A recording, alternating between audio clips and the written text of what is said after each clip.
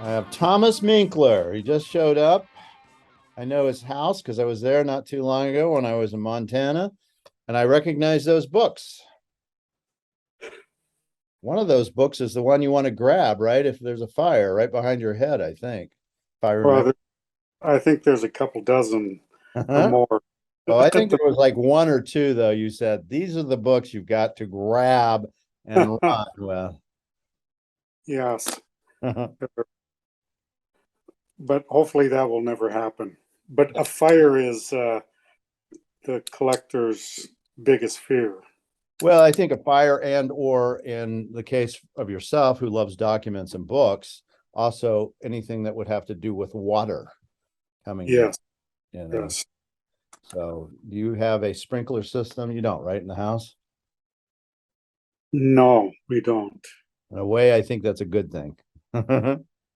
No, I have a lot of fire extinguishers all around. But Yeah. Well, this is a happy way to start our podcast, right? Talking about yeah, oh, fires of your entire you know, life's collection of everything that you've ever thought about, dreamed about, spent all your money on, and dedicated millions of hours to. yeah, but a good portion of it's in a what do you call fire strong box Yes. or a Hey, safe. yeah. Yeah. Has about 2 hours. Anyway, on and More about Thomas Minckler and less about fires. So, I have a question, Thomas, and that is how do you describe yourself? So, for instance, I would call myself an art dealer. That's kind of just how I look at myself. And maybe some people would think I'm a writer or a historian, but overall, I look at myself as an art dealer. What would you consider your, profession? And when people say, "What do you do?" well, it's multi faceted. Um, I would say that I am a dealer of rare books, paintings, vintage photography, and sometimes letters and manuscripts. But I closed my gallery in Montana in 2000 and went private. And that's when I started writing. And of course, I moved to New York, so I divide my time between Billings, Montana, and New York. But since the plague has occurred, we're staying more in Montana. Why did you go to New York? There was always something drawing me to New York. And I go back to my family, but I haven't had time to look into my past like other family members have. But I know enough that my paternal side lived in New York. That would be my great great grandfather, and I don't know why he moved to Minnesota and then his son moved to Montana. I have no idea, but that was, he was born during the Civil War, so he was born in New York. But I there's so much to say about New York that it just drew me in. Yeah, I mean, because it's an odd thing. I mean, you're a native Montanan and you live in a town, Billings, which is, I guess, it is the biggest city in Montana, It right? is, Like yes. 120,000 people or something like that. Yeah, probably more than that, but yeah, it has about the size of my neighborhood in New York. Yeah, that's the thing. That's what I was Large comparing. city. I just would have to think that part of it has to do with just there's so much art, history, and culture that's at your fingertips in New York that you find that the compelling part more than the noise, smells, and high buildings. Yes, and throw in great restaurants. Yes, that's right. But yes, the museums and the shows that come in the museums are, as you know, just almost monthly. Yeah. There's something culturally to find. Montana, it's a little different story. It does have its pockets of culture, but it's more on the atmosphere outside, the mountains, the plains, Mm-hmm. The people. the people, Yeah. and not as many, Yeah. of I course. mean, yeah, there's not many at all, actually. What, 800,000 people at the most? Six, I don't remember. 800, yeah, I think. Here in Montana, Yeah. just over 1 million, I think. Oh, they made it to the million. They reached that, yes. But it's like the fifth largest state or something, isn't it? Let's see, I could think Alaska, California, Texas, Montana. So fourth, yeah. Okay. Yeah. And so, where did you grow up in Montana? I grew up on the east side of Glacier Park, uh, about 50 miles from the park, in a little town called Cutbank. Yeah, what a great name. That's Yes. a great, that's the greatest name for a town. I think the name, if I remember right, came from when Lewis and Clark went up there and got into trouble with Meriwether Lewis shot a couple of Blackfeet that were trying to steal his horses. And I think they named it was near there that the encounter happened. Mm. Yeah. I think that's where the name came from. And so was your dad or mom from Montana? They were Montana people? Both my mother and father are native Montanans. Uh, my father was born in Chester, Montana, which is on the High Line. I don't know if have you ever been on the High Line? Nope. Mm-mm. It's flat with mountains in the distance and nothing there. Mm. Farm Ah, but I bet, scary.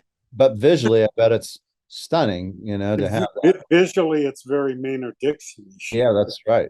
It's painting the clouds and then the stark landscape very easily. Yeah. So he grows up in this part, the High Line. And what does he do? What does your dad do? My father was kind of a every guy. He worked in the oil business initially. I think he worked for the Montana Highway Department in numerous capacities as a young man. He had a car dealership, a Hudson car dealership. Mhm. He was an accountant. Uh, I think he had more jobs than I've ever had, or you and I have ever had in our life. But it's hard to pin down what he was. I did get a lot of history from him, and he passed in 2000. And my mother, who was born in 1918, Mm. outside of Great Falls, and she's still alive, Mm. and she still lives on her own, and Wow. she has better memory than I do. So she was born in the great pandemic and then got to live through the next pandemic. Yes, That's, yes. that's very interesting. She is very cautious about that pandemic. I bet. Well, you can imagine the stories that were told to her and the people that she probably lost. That was not reading it in history books. That was listening to her mom and dad. Yes. And I loved telling her that she was born before women had the right to vote. Yeah, it's true. Yeah. And not too many of those people left. No, not at all. And were their parents from Montana as well? No, her parents were born in the Austro-Hungarian Empire, which is now Czechoslovakia, Mm-hmm. and came to New York first. Her father came to New York in about 1906 or 7 or 8 through Ellis Island. Yeah, 1907 was the busiest time frame in New York City ever for Yeah, people to come in. Over 1.3 million people came through that year. yeah. He, I, I don't know enough about him, unfortunately, but he lived to be 99, so the family has a Wow. great longitude within their system. But again, I don't know why. I think there were a group of fellow regionalists from Europe that Mhm. when they came to America, they sort of hung out in their clan. And someone decided to go to Montana. Yeah, And he came to Montana, and he he was an interesting man, a miner, that was your mother's father? my mother's father. And so this would have been somewhere in the turn of the century, maybe? Yes, just Yeah. after the turn of the century. So he could have easily known, as could your mother. I guess she would have been too young, but he could have easily known Charlie Russell, I guess. Or Could have, and I complain about that all the time of why they didn't buy a he's a few minor. I'll tell you oil. why. He came as an immigrant, which was not easy. Probably didn't have any money. Came to mining in a place there were no people and was more concerned about potato soup than, you know, broken lassos. Yes, but he certainly could have afforded a few dollars for Russells at the time. So where did your love of books come from? Because I think of you, I've always thought of you as a very didactic, erudite kind of individual. And I asked that question, what do you see yourself as? Because I never really could define you as a I really thought of you more almost as a researcher, somebody who deals with documents and books, but also likes paintings. Though I know that's not true. I mean, I know that's not a true statement. But I think if given the chance, you will talk about books and documents before you will about the paintings. I think that's true. It just depends. Um, my To answer to your first question about my love of books, I've Yes. always loved books, and I still have. I don't know if you remember the Whitman paper. They were hardbound, but they were glossy covers, and they had Zane Grey and the Three Musketeers and Mhm. Tom Sawyer and etc. And I would be able to afford one once every month or so. They were $1, Mm, and I still own them. mm. Not all of them. Some of them have their covers, but I've always had a love of reading. I used to hide under my bed. My grandfather that I was just telling you about, the miner, he gave me in the 50s, he gave me a plugged in flashlight. Mm. I could put it under my covers when I was told to go to bed and slip a book in there. And mother would never see me because I'd be reading the book Yeah. Uh, for an that- hour or two. yeah, that's funny. So anyway, I mean, just reading is just such a healthy endeavor, and I'm so happy to have a strong thought about it. Yeah. Well, I know when I was there, you bought like 5 or 6 books. So plus you bought my book, I think, too, as well. So Which book was that? oh, the Dixon book. I think you may have bought my book or when you were there, didn't? Oh no, that was at the Russell Yeah, auction. right. I bought it there, but um, yeah, we're talking about I'm using your book as an example as a price point Yes. for my book, and they're telling me that no, you can't do that. Yes. Well, what I did is I started my book lower at a lower number, because I wanted all the people who are really into Dixon to be able to get one. And then I kind of raised the price as the book became less available. So, Uh, but my goal really was to price it to begin with, so as many collectors could get it and that really want it and wouldn't be priced out of the market. And if they want later on, they can sell it, make money, whatever. But sure. and I think that's not a bad way to do it. Kind of like they did with the Taos Painters and Their Patrons, that book, if you remember that. Yes, yes. It Great book. was a great book. It started out like $65 or something and ended up being like 400 or something. Yeah, Yeah. it's yeah. Pricing books are interesting. You did it very smartly, and that's I think I'm going to follow that as lower the price down so people that really wanted could get it without any hesitation, and then Exactly. later on, Yes.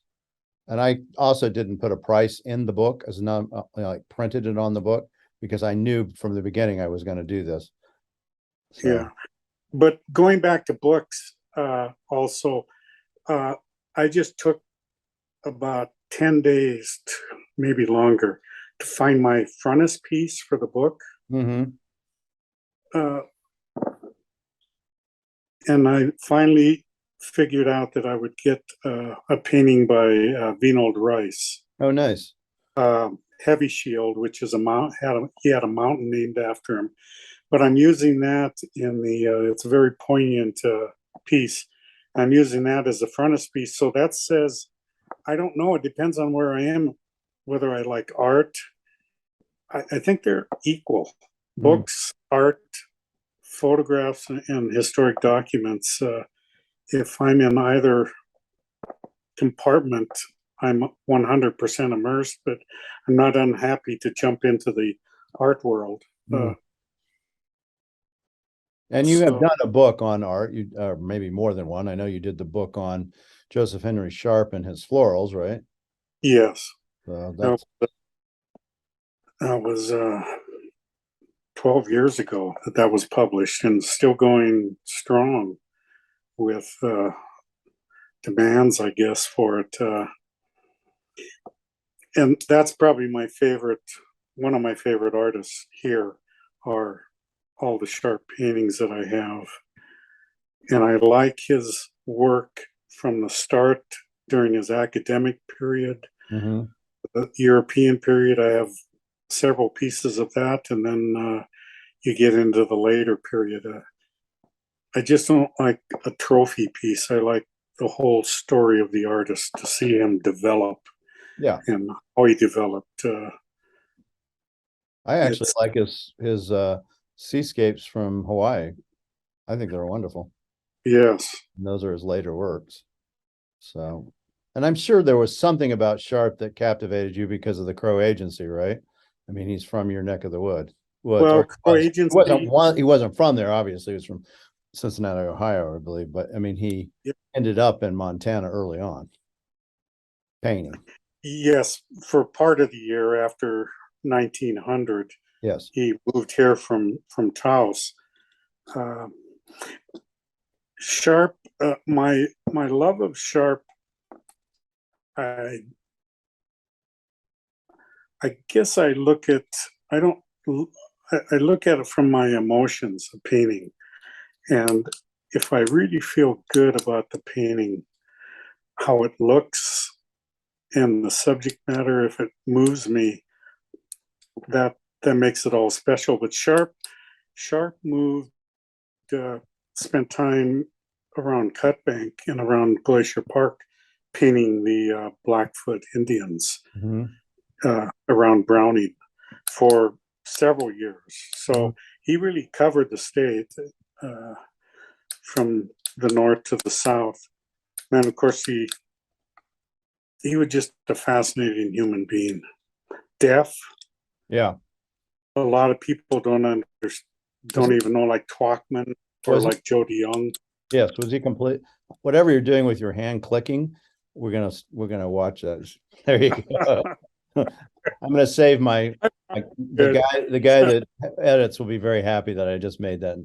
That I just pointed out. But yes, was he completely deaf? Sharp? Yes. From a very young age. 12 years old, he was doing Cat and Nine Lives under these steel bridges on the Ohio River.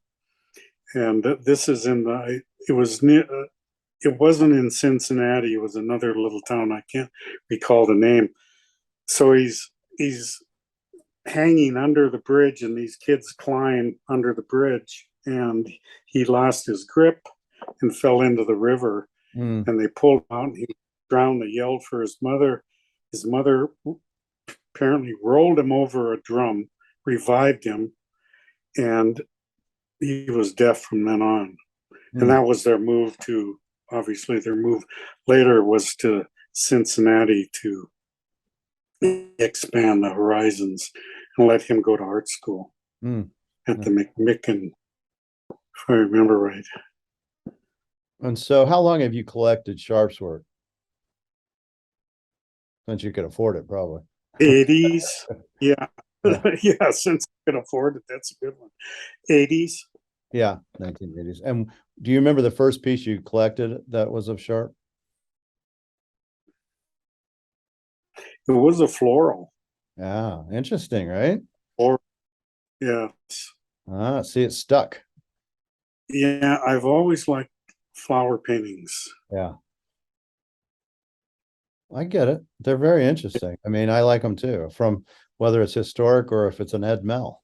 You know, they Yeah, my mom was a doesn't botanist, so I guess I've got a bias toward those for sure.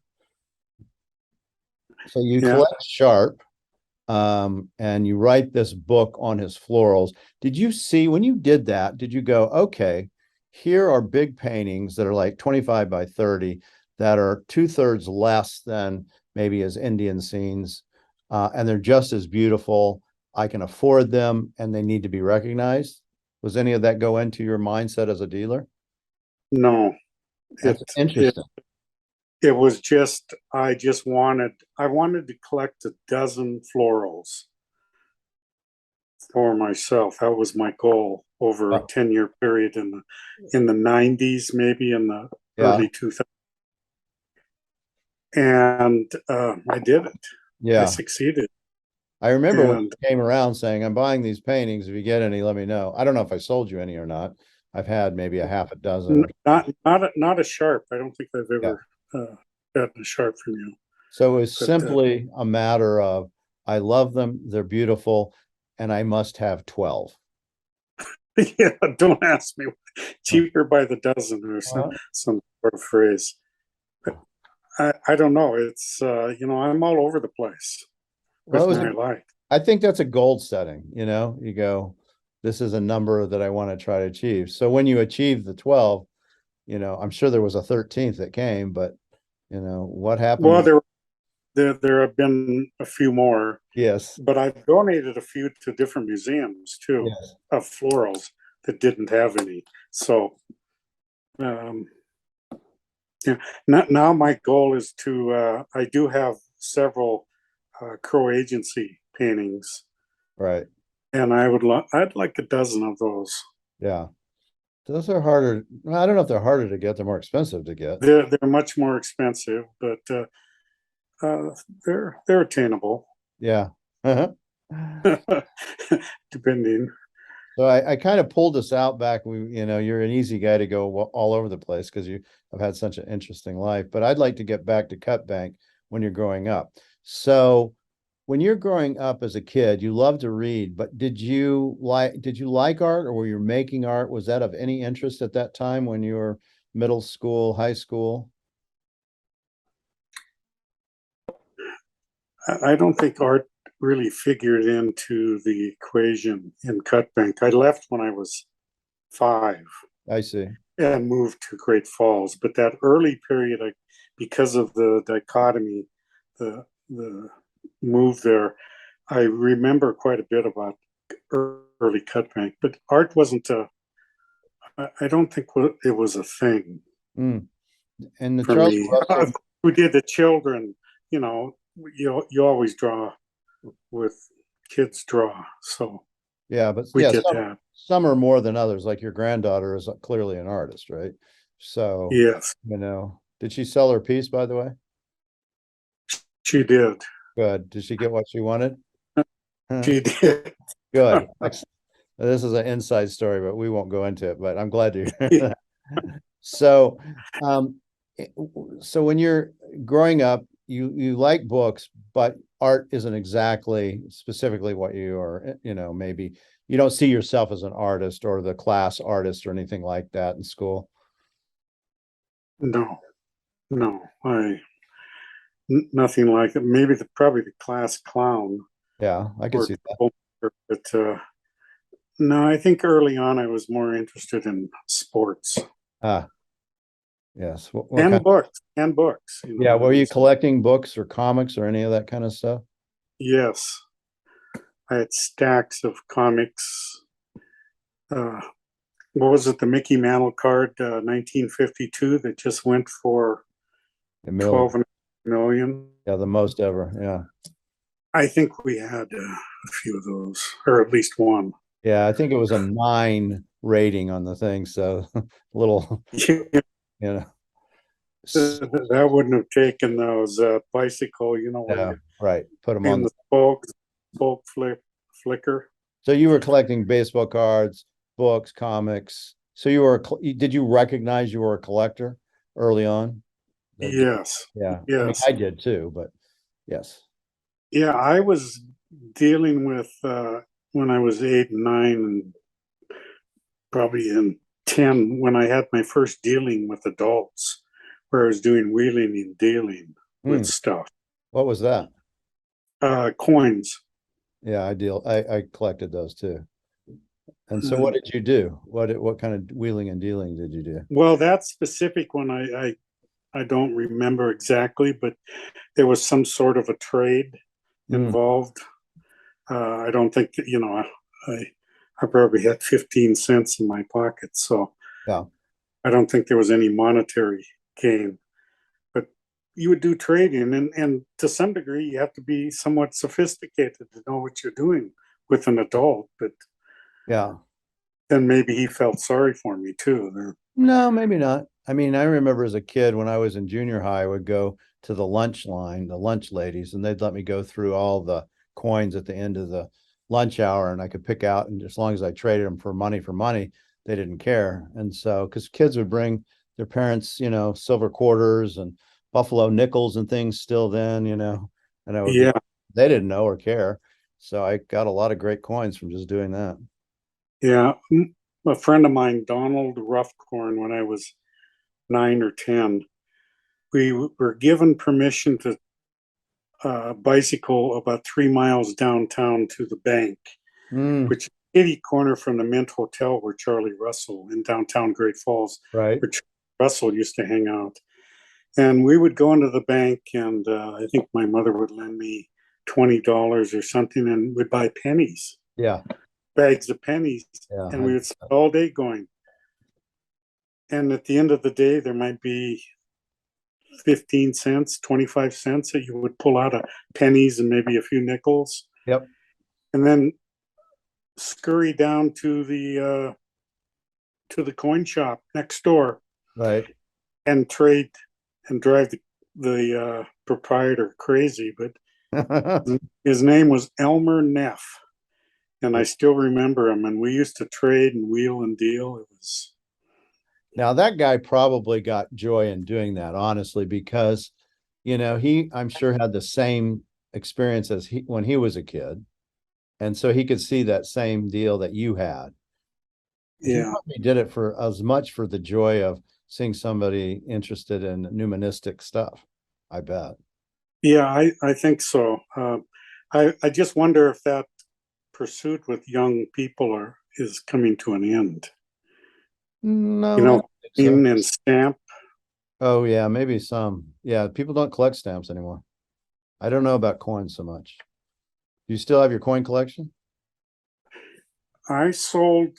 I do. I have remnants of it, and I've added to it over the years.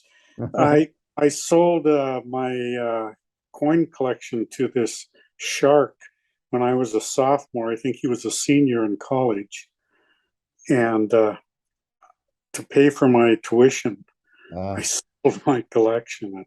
I regret it, but I was able to pay for school. yeah. How about your comic books? Oh, they were trashed. Yeah, because you read them and used them, and Well, and brothers and sisters and yeah. nephews. So when you're finishing up high school, you're an athlete too. You're competing and doing those kind of things. Yes, tennis, baseball, and what else did I do? Basketball. Mm-hmm. And were you good enough to get a scholarship to any university, or was it? No, no, not a 5'11" white guy who can't jump. Yeah, it is Montana though. Yes. 5'11 is pretty good, I would think. Um, and so what year did you graduate from high school, if you don't mind me asking? 1966. Ah, yeah. So that's a very interesting time frame in America's history. It most certainly was an interesting time. Yeah. So the Vietnam War is really starting to kick in. It is. I think it was about the second or third year, 68, or I Well, sort of forget when it started to really kick in. 66 by 68, it was Tet Offensive. So yeah, I mean, it was definitely, I mean, it was going on. I'm sure you were quite aware of what was happening at that time. Well, there was a lottery that Yes. a ton of us watched at night for our numbers. Yes. I mean, just literally scared shitless. Yes. It would We would be between 1 and 80, which you're for sure you would go. Yes. I was lucky. I didn't have to. I got a good or a higher number. What was your number? Do you remember? 185. Yeah, That was kind of on the cusp. it was. I remember this for my brother. I remember all this watching it for my brother, same kind of thing, even though it wasn't, it felt like it was. The next day, K. Ross Toole, the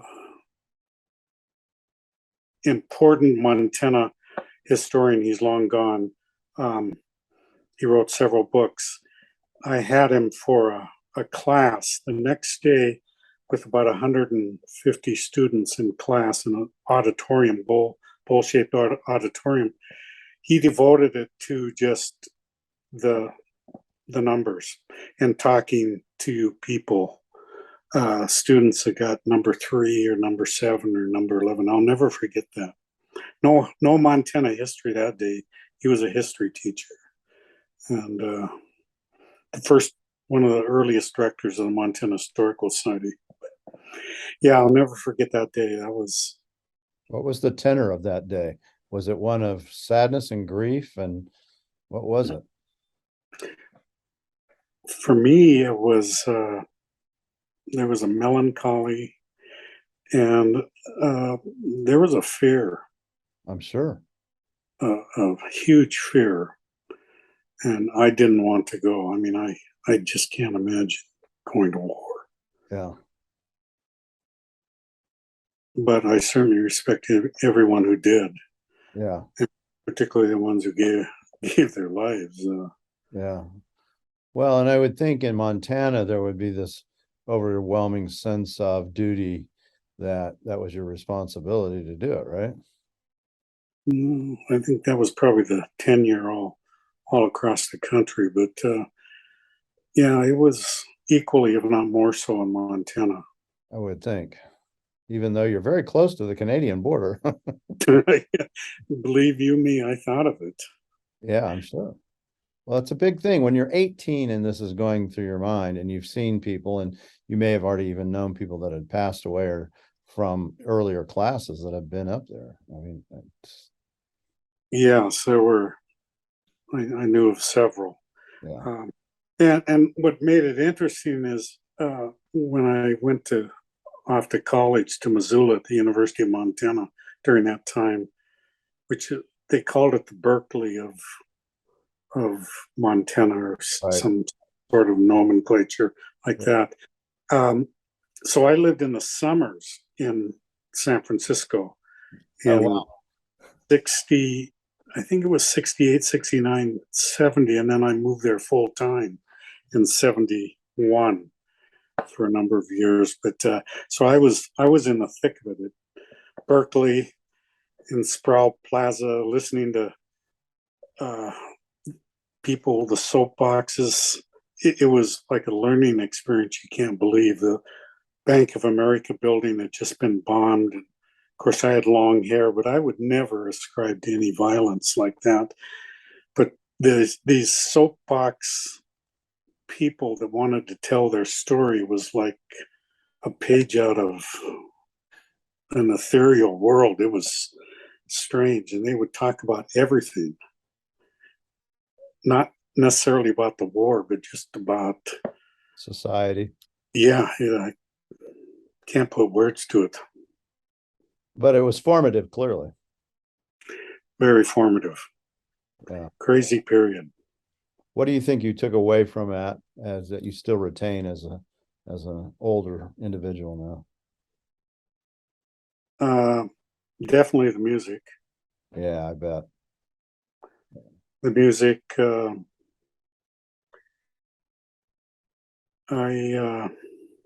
It's hard to put that into words, Mark. I don't know what to say. What I would take away from it now. It was interesting how there was this difference between the people that were for the war and after the war. And the closer it got to 1970, more people went to where they were against the war. But before that time, they were for the war. So I was kind of in the middle. Yeah.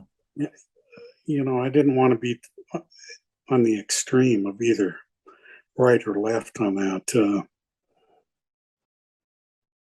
So I don't, it's, Well, wow. maybe, I wonder if it gave you a way of navigating your own world. I mean, because you're in, especially in San Francisco, and if you're in the middle, there would have been a big push for you to be toward the left, by your peers, at least.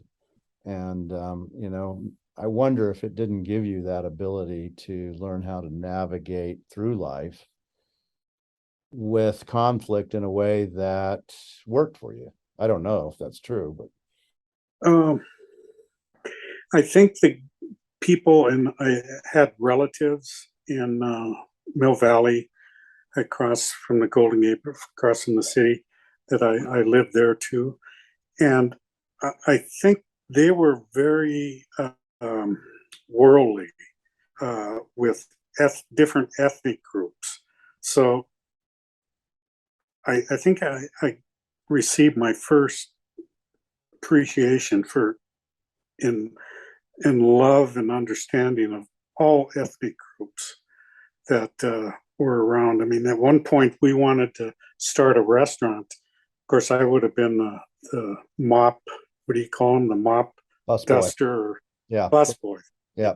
But every person was a different heritage. Right. You know, Japanese, Mexican, German, et cetera, et cetera. And we were going to come in and put cuisine on the menu that was super ethnic, and none of them were really rabid. You know, Haight Ashbury or Berkeley radicals. Mm-hmm. They were more. I don't want to say educated, but more. I don't know. I'll get in trouble here. No, yeah, I get it. And so, but when you end up moving there, you have already gotten your full time, you'd gotten your college degree from Missoula. Yes. And what was that in? A few things: philosophy, history, and political science. I went for more than 4 years because I kept changing. Yeah. And at the end, I got I guess that would probably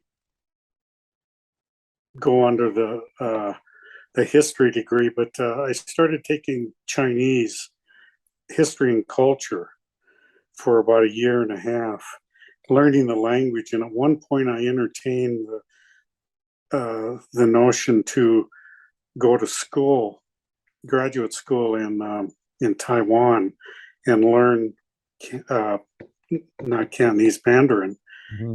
and become a translator. Mm-hmm. But I decided not to, and it's sort of like uh, Robert Frost poem, Two Trails I took. One was the least less traveled. Right. I took the other trail, and I was into this crazy history world. Yeah. But when you left with your history degree and you moved full time to San Francisco, you ended up working as a lithographer, right? A printmaker. Well, no, I wasn't that. I was a colorist. Colorist. I I vowed to myself that when I moved full time to San Francisco, I wanted to write and get a job with a publisher. So naive. I mean, there were magazines like Sunset, and I would go up for an interview, and looking back, I was like a third grader trying to get a high school job. But anyway, I ended up getting a job with a publisher, but on this, to support his publishing efforts, he sold paintings, historic documents, memorabilia. Was it a gallerist? Was it a gallery? Yes, it was called Berger and Evans, Uh-huh. and it was an antiquarian art and bookstore. It was a little bit of everything. He was from bedroom community of New York, but moved out to LA and then moved to San Francisco. And so he was more into the whaling and Revolutionary War and Eastern interests, Civil War. But I went to work and was a colorist on a 32-pound book called Historic Lithographs of San Francisco. And it was did I say 32-pound book? Yes, that's what you said. Yeah.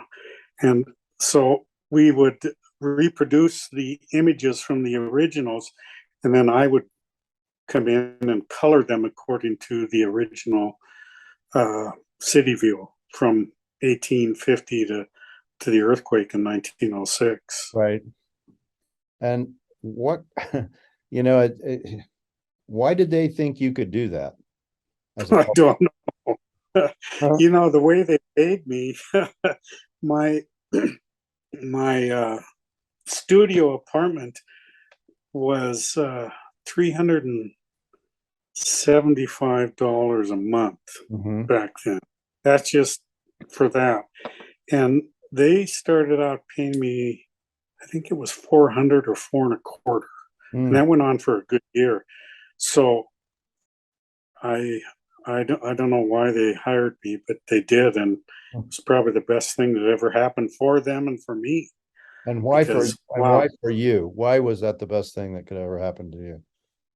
Well, 1972, I come into this world that I really didn't know anything about. Of course, I was young, but here I'm introduced to a team of people and clients from New York to LA that were on the high end of the table.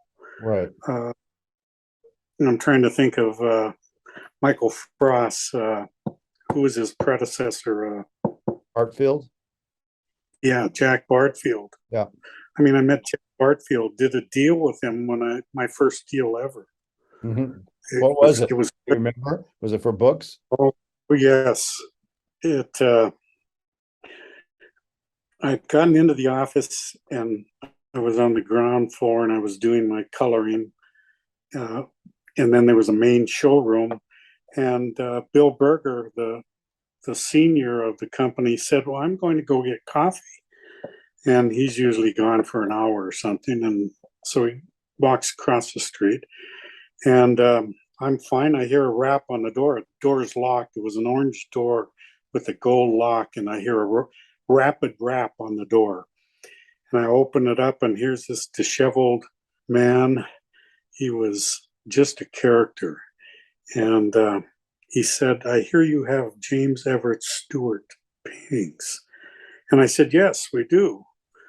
And we did at that time, and they were all Alaska, major Alaska, 6 by 8 feet, Alaska scene. There were like a dozen of them. So showing him around, and he pointed and he says, I'll take that, I'll take that. He'd ask me the price, and he'd say, I'll take that, I'll take that. And I noticed when he opened and knocked at the door that he had left a cab with the door open. And he had told the cab that just wait, I'll only be a few minutes. So 10 minutes later, he says, I'll take that. Here's my card. Bill me and ship them. And then jumps back in the in the cab to the airport, and here's Bill Berger, coffee stains on his white shirt. He always wore a tie and a coat. Coming across, says, "Who was that? Who was that?" And I said, "Hey, I just made a major sale."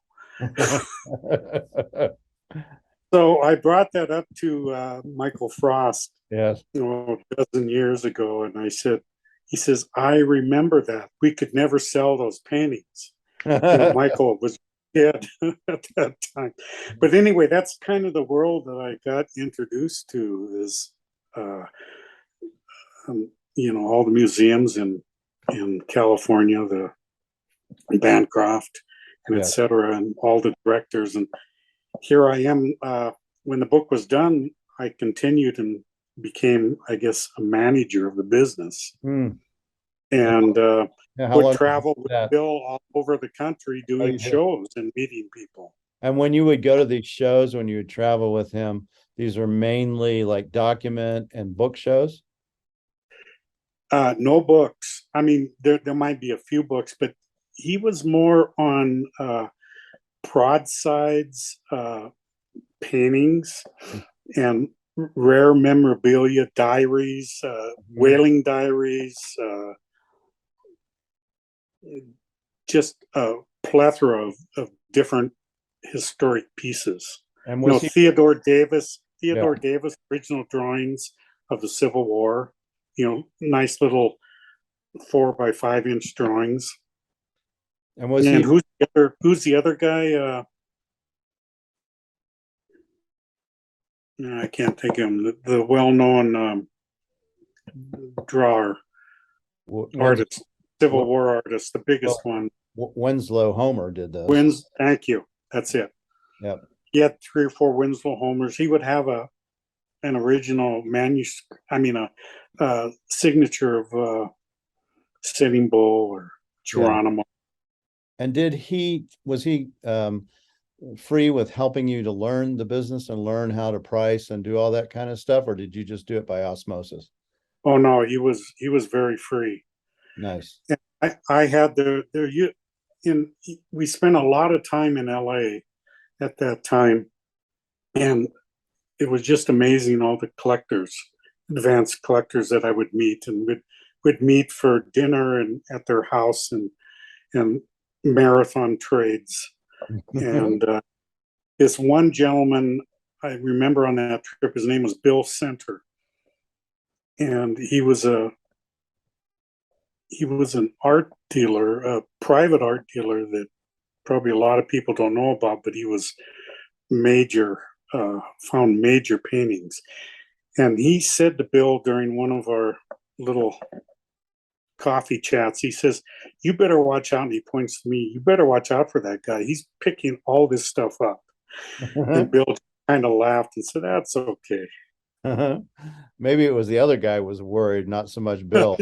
No, he helped me too, Bill. I mean, all the contacts that you meet, Edgar Sam Paxson's begruntled grandson, who lived in LA, and who's the Weghorst, Olaf Weghorst, in his studio in Los Angeles. Would you go to their studio, to Olaf's studio? Oh yeah, yes. Yeah. What was he like? I don't really have a recollection, except he was very kind, and I remember it was, I believe, just north of San Diego where his studio was. Yeah. I'm not sure. I was just a sponge. I just sat and listened. Yeah. What a gift to have that. What a great gift. Yeah. And how long did you do that job? I did it till for 4 or 5 years, but then they decided they wanted to leave the city, and they asked if I wanted to buy their business. Mm. And I said no, which is okay. And I moved back to Montana, still working for them, but then I opened up my own business. And why didn't you buy that business? I mean, you knew what you were getting. You were then there for, maybe that's why you didn't buy it for 5 years. But why was that? It was probably monetary to some degree, and then also, um, all of a sudden I'd have to hire people Yeah. Your iPad just in got San Francisco. you just cut off part of your head when you moved. Oh, There you okay. go. That's better. Get back Had down. to stretch. Um, So hiring people, it's monetary, and at that time, you're still not very old. What are you, like 30 years old? No, I was 25, 24, 26 in that period, 27. They wanted you to buy it. You were that young? Yeah, What year was that? That was like the that was in mid 73. 70s? 70 what? 73. Yeah, okay. So yeah, you were, yes, yeah, very young. I can see. If you're that young too, it's hard. You can't see it. But you do go back to Montana and you go back to Great Falls, or do you go back to Billings? No, I went to Missoula And why for a was few. that? What's that? Why was that? A girl? Why Missoula? No, uh, it was just more appealing than Great Falls. Yeah. And in addition, I had befriended a, a lady, an older lady from Los Angeles, who was good friends with Bill Berger. And she said, why don't you move to Billings and you can live in my house Hmm. that my parents used to live in? It's vacant right now. So I took about a year to gravitate toward Billings and opened my first place in Billings and spent a month or two in Great Falls and then into Billings in the mid 70s. Mm-hmm. And what was the name of your gallery? Thomas Minckler Fine Art. Hmm. Did you have a thing that you specialized in at that time when you first started? Whatever you could get, probably, but Yeah, it was Bodmer prints.